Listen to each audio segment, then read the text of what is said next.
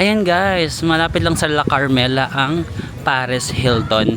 Nag-try tayo dito ng Paris last time, no? Dito na lang tayo kumain kasi mura lang, oh. 189, 201, Tapsilog and all that. Na ako dito, reasonable na ito. Pero last time nag-try ako ng Paris nila, hindi ko siya like sobrang gusto. So, nag-try ako ng ibang hala, narinig ako ng waiter. Sorry na. Okay. Totoo naman, like hindi ko like sobrang gusto yung Paris nila. So magta-try ako ng ibang food. Let's say Tapsilog or sisig. Tara, try natin. Wala, narinig talaga ako ng waiter. Ate, I'm just being honest, pero bibili pa rin naman ako. Sorry na. Ayan. Naiya na tuloy ako. Pero magpanggap tayo na hindi natin nakita na narinig niya. Guys, yung mga prices nila 189. Feeling ko parang may tapa ko ya, Tapsilog. Sige, magta-Tapsilog tayo and then ay, parang sarap din ng chicken. Masarap yung chicken, kuya? Or tapa? Parehas naman po. Bali, best seller po namin yun, sir. Yung Chiksilog, Tapsilog, Tapat Baboy, tsaka Lechon. Oh my gosh, nahirapan ako mamili, guys. Tapa. Wait lang, mag-ano man ako. Siguro parang sarap chicken, pero sarap. Sige, Tapsilog yan. Tapsilog. Kasi may mga Coke Zero kayo. Pepsi Mountain. Pepsi? Yes, Pepsi Mountain. Mountain. Sige, Pepsi na lang. Thank you. So yun guys, ang Tapsilog 201 pesos. So yun na lang tayo. Ay, may pool dito. Ito yung beef tapa, no? Yan, may egg, fried rice, beef tapa for 201 pesos. Wala, hindi ko natanong kung magkano yung Pepsi. Good thing, di ba? Beachfront. Isa to sa mga options kapag, for example, gusto niyo ng affordable na meal. Tapos gusto niyo beachfront, yung nakikita kayo ng mga tao na may budget din. Mga dumadaan. Tapos parang kumakain ka dito. So, ang feeling ng mga tao, wow, afford niya mag-beachfront. Ay, hindi pala. Nakikita pala ng mga tao na tagto. Okay lang, nakikita nilang mura. Pero ayun, isa to sa mga options guys. Gusto niyo ng affordable na pagkain. Tapos beachfront. Paris Hilton. Ayan. Bet.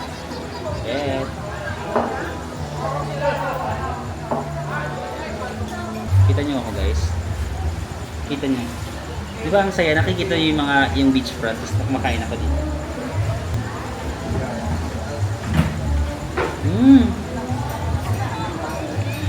Okay.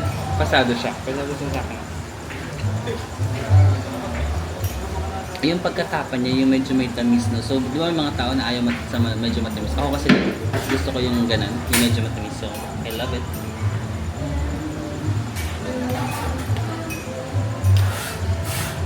Right.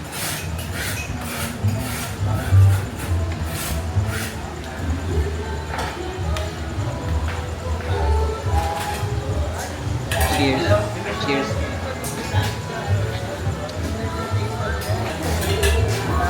Guys, meron silang service water pala. So, kung 200 lang yung budget nyo, okay na may service water.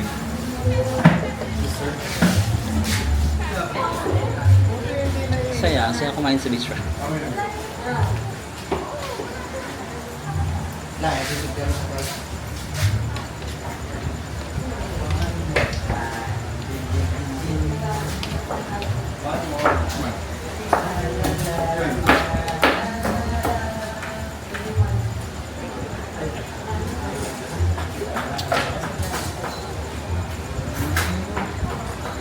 So isa lang. So guys, yung bill ko, hindi ko sure kasi wait lang. Ang sinukli niya sa akin is 700 pesos, pero hiningan niya ako ng 15. So 315. Tama ba? 315 yung bill ko. 201 yung tapa. So yung Pepsi was around 140? Tama ba? 114 pesos yung Pepsi. I'm not too sure guys, pero parang 300 plus yung bill ko. But siguro for the tapa lang, like 201 pesos. Like it's not like the best tapa na na-try ko, but for its price and for its location, I think it's really good enough. It's good enough for its location, beachfront, and for its price, 200 pesos guys. Boracay, nakita nyo naman yung mga presyuhan kanina ng mga beachfront.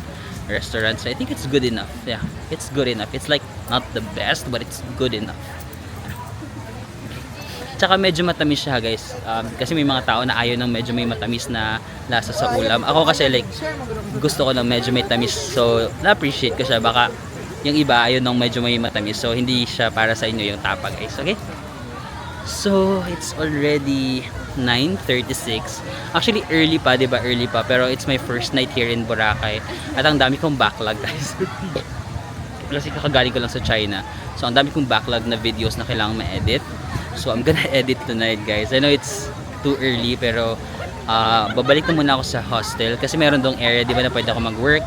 So mag-edit lang ako ng mga China vlogs ko guys kasi magpapatong-patong yung vlogs ko, like nandito na ako sa Boracay, yung China vlog ko hindi ko pa na-edit. Tapos mahihirapan na ako mag-catch up. So wala mo nang enjoy ngayon, hindi mo na tayo mag-enjoy, magtatrabaho muna tayo. Mag-edit ako. Pero punta muna ako sa Budget Mart, yung nadaanan natin kanina na Budget Mart. Bibili lang ako ng mga pika-pika like drinks or chicheria para habang nag-edit ako meron akong kinukot-kot. Ito guys, meron dito mga henna and tattoo. Great.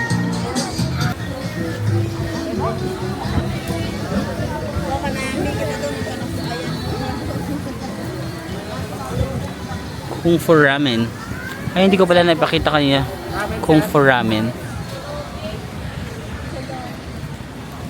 So guys, tonight mostly ang na-explore lang natin Station 2, no? Dulo to dulo ng Station 2. Siguro sa mga ibang araw mag-explore tayo sa Station 1, Station 3, sa Bulabog Beach, tapos sa main road baka ma-explore pa natin. But yeah, ngayon kasi unang gabi pa lang naman, ang hirap naman kung explore na agad natin buong isla, no? Masyado naman tayo excited kung i-explore natin yung buong isla ng first night pa lang. But yeah, at least nagkaroon kayo ng idea kung ano yung itsura ng Boracay ngayon. June ngayon, no? Parang hindi nga to parang peak season. Pero kahit hindi siya peak season, ang dami pa rin tao, no? Still, medyo nararamdaman ko na cute tong guy na to. Wait lang.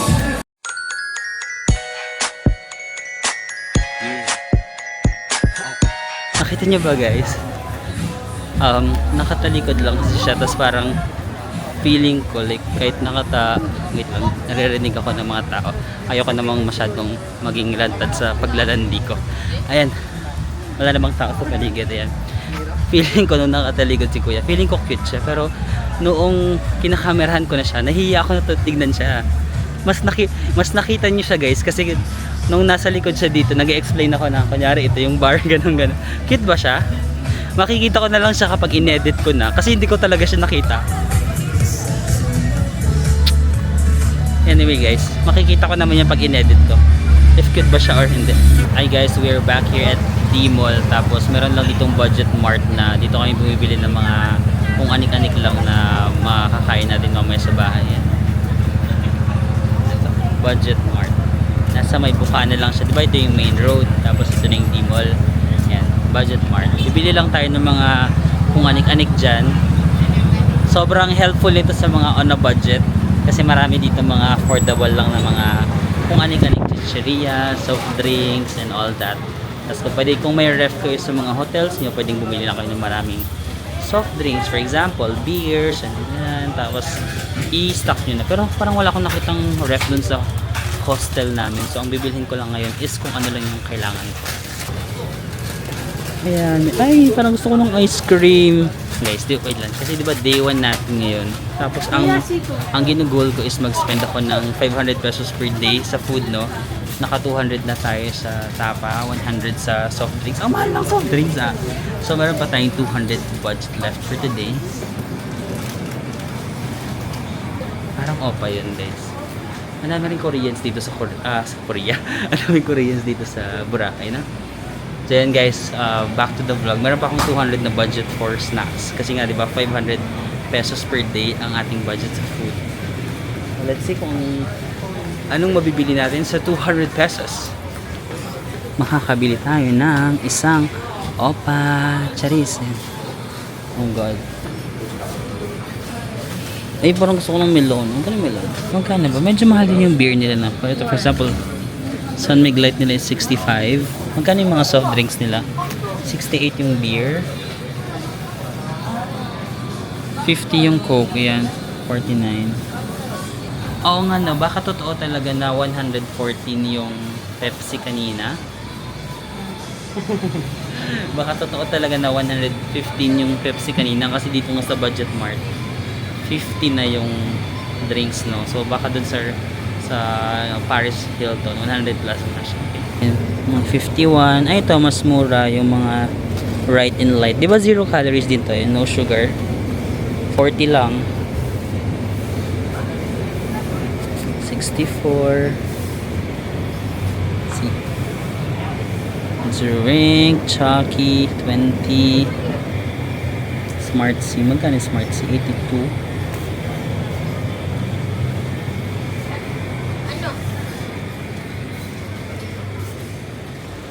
Meron din sila dito guys kung wala kayong mga dalang mga, for example, pabango, mga deodorant, kung anik-anik, lotion, meron sila dito mga ganyan. Toothpaste, ayan. Magkano toothpaste nila? Ayan. Hindi ko alam kung mahal ba yan or mura or fair enough lang. Mga biscuits sila dito. Ayan, 33 lang. O, diba? For the tipid talaga kayo dyan. Mga chocolate, ayan, nag-crave lang. May 12 lang. Hindi mo makakasurvive yung 500 nyo dito. Ito yung Nips, Cloud9. Okay naman, no? Ano ba? Reasonable ba, guys? Hindi kasi ako like masyadong nag-grocery.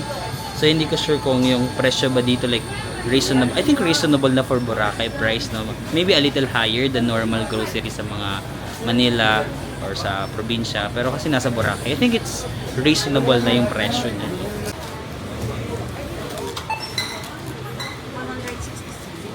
166. Guys, namili tayo ng water, Coke, chichirya, and then chocolate dito sa Budget Mart. So, umabot siya ng 166 pesos. So, day 1, 500 peso budget. Achieved! Diba, na-achieve natin ang ating 500 peso budget for day 1. Abangan natin sa day 2 kung masusustain natin. Kasi nakita nyo na naman yung mga presyohan dito sa Boracay, no? Just me, yung marimar. Akala ko parang, sige, 500 pesos, kaya yan. Pero ditong day 1 pa lang, medyo nagda-doubt ako, ha? Nagda-doubt ako. Pero, I will try my best para ma-achieve natin yung 500 peso per day. Again, guys, hindi ko naman ini-encourage na pag mag-Boracay kayo, super tiperin nyo yung sarili nyo ng ganitong level. Ako kasi, like, pang ilang Boracay ko na to, di ba? Parang, every year ako nagbo-Boracay. So, kumbaga, na-experience ko naman yung mga dating masasarap na kainan. So, I want naman ngayon na parang, I wanna challenge myself na, kaya ba talaga yung 500, di ba? At mukhang kaya naman. So, kung anong budget kayo, this might help. Pero kung may budget naman kayo, like, nasa sa inyo naman yan. Hindi naman required na magtipid kung meron naman kayong budget. Okay? So, yun guys, pabalik na ako sa hostel ko. Bukas na lang ulit magtutour tayo sa mga beachfront hotels dito sa Boracay. Pero, kita nyo guys, dito sa may Bulabog area, no? Ang quiet. Ang quiet na talaga sa area na to. Diba dun sa may station 1, 2, and 3 medyo lively pa yung mga tao. Dito quiet talaga. So, perfect ang Bulabog Beach kung gusto mo ng mag soul searching, gano'n. Or kung gusto mo ng quiet lang na area. Hindi talaga masyadong maingay dito. Tignan mo, oh. Kung gusto mo lang talaga magmuni-muni dyan sa may beach, like, it's all yours. Diba? So, ayun. Uwi na ako sa hostel guys kasi mag-edit pa ako ng mga videos, diba? Medyo tinatamad ako mag-edit. So, totoo lang, or parang pagod kasi ako. Pero, wala ganun talaga. Hindi naman pwedeng saya lang lagi, bakasyon lang lagi. Part talaga yung trabaho. Part talaga yung trabaho sa bawat travel ko. At kung hindi rin ako mag-edit, wala akong ma-upload na vlog, diba? Kung wala akong ma-upload na vlog, wala kayong mapapanood. So, give and take lang naman yun. Sinusuportahan niyo ako. So, parang kailangan ko rin mag-effort, diba? Kailangan ko rin mag-effort para masustain ko yung supportan nyo. Kasi hindi ko naman magagawa yung mga travel na to kung hindi nyo rin ako sinusuportahan, guys, no? So, thank you so much. Edit lang ako and I'll see you again tomorrow. Bye-bye! I'm back here. Yeah. Ayan. Ay, may mga nagtatrabaho pa dito. May nakita ko nagtatrabaho pa si kuya doon. Mag-freshen up lang ako. Gihilamos and then trabaho rin ako. Hi guys, it's our first morning here in Boracay. So nandito pa rin tayo sa Lazy Dog Bread and bread hindi. Lazy Dog Bed pala. Lazy Dog Bed and Breakfast. So, ayan. Ito yung kanilang breakfast area. Diba? Chill. So, nakaganda lang dito, diba? Kasi free yung breakfast. So, hindi ko naaalalahanin yung breakfast. Actually, late na nga ngayon. So, late ako nagising kasi nag-edit pa tayo ng vlog. Kagabi mga 3:30 AM yata ako natapos. But yeah, antay lang natin ang ating breakfast. Ang pinili ko is, hindi siya buffet, but pwede kayo pumili ng mga parang silog-silog. Top silog, long silog. Ang pinili ko is yung tocino, tosilog. So, ayan. Tapos may free pa silang kape. Okay. Parang brewed pa yung coffee nila kasi kanina hindi pa puno itong kape. Tapos nauhulog-hulog siya dito. Parang binubrew siya. Tapos merong milk sa ilalim. May water. Ay sila kuya. Hi kuya. I'm staying in one of their dorm rooms. Pero I think meron sila mga private rooms. Kasi itong mga nasa gilid. Ayan. Looks like mga private room sila kung gusto niyo like family. But ako I'm just staying in a dorm room, diba? Yung pinakita ko sa inyo kagabi, parang mga bunk beds, ganun. Tapos common yung aming CR. Ito na guys, yung pinili ko pork tocino plus egg. Dalawang egg yung kasama dito. Pwedeng sunny side up pero na-request ko ng scrambled plus the coffee. Yay! It's enough sa akin.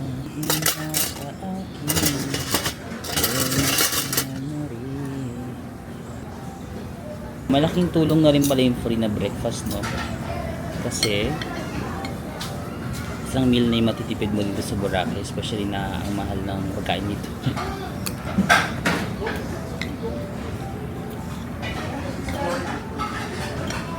That's pretty good. Sausaw natin sa suka yung kanilang pork tocino. Yung pork tocino nila parang homemade, no? Hindi siya yung parang commercialized na tocino. Sausaw ko lang dito sa suka. See? Perfect. Ramdam na ramdam mo yung breakfast. Diba pag breakfast, mga tapa, tocino, meron silang side dish na atsara.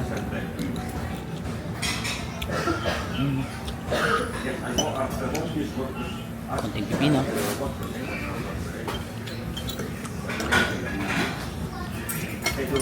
Gosh, hindi ko na-picturean. IG story sana ako, nakalimutan ko pa lang picturean guys. So for real-time update, charing, follow me on my social media accounts para sa mga real-time stories. Ganun. Pero nakalimutan ko picturean. Wala akong story.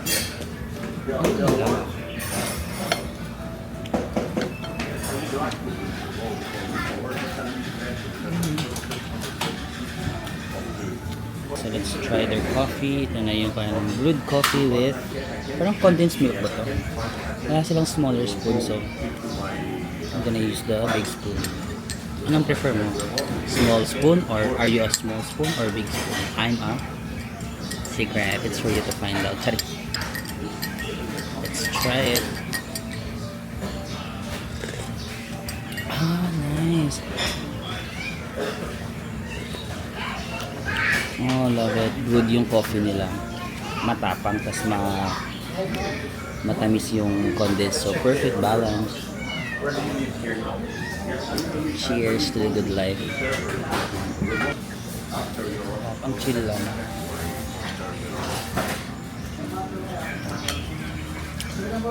Wala akong work today, pero bukas meron akong work. So, kailangan natin mag-enjoy today. Pero this afternoon, I might edit some vlogs kasi ang dami kong pending vlogs from China. Oh my God, kailangan ko lang edit yan. Hi! Welcome to Boracay. Napa-vlog ka ba kanina? Nag-approach Kanina ako? doon. Ay. Hindi ko kanina doon sa beach front. Hanggang kailan kayo dito? Hanggang ano kami? Saturday. Ay, hindi pala, sorry, 21? Hanggang 20, sorry, 20. Hanggang 20. Ikaw, Enjoy hanggang sa Sunday. Ah, saan ka nag-stay? Ngayon nasa Bulabog ako, tapos lilipat ako dito sa may Station 2. Kayo? Nasa station 1 kami. Station 1? Nakakaluwag-luwag sa buhay. Oh, Station hindi 1. naman! Parang hindi ka umitin. Gano'n ka sa ano rin oh. Oo. Saan nga ba yun? Gusto ko sa Thailand. Ayaw sa Thailand ngayon. Hindi ba, ito rin yung family rin. After nun, wala na ako na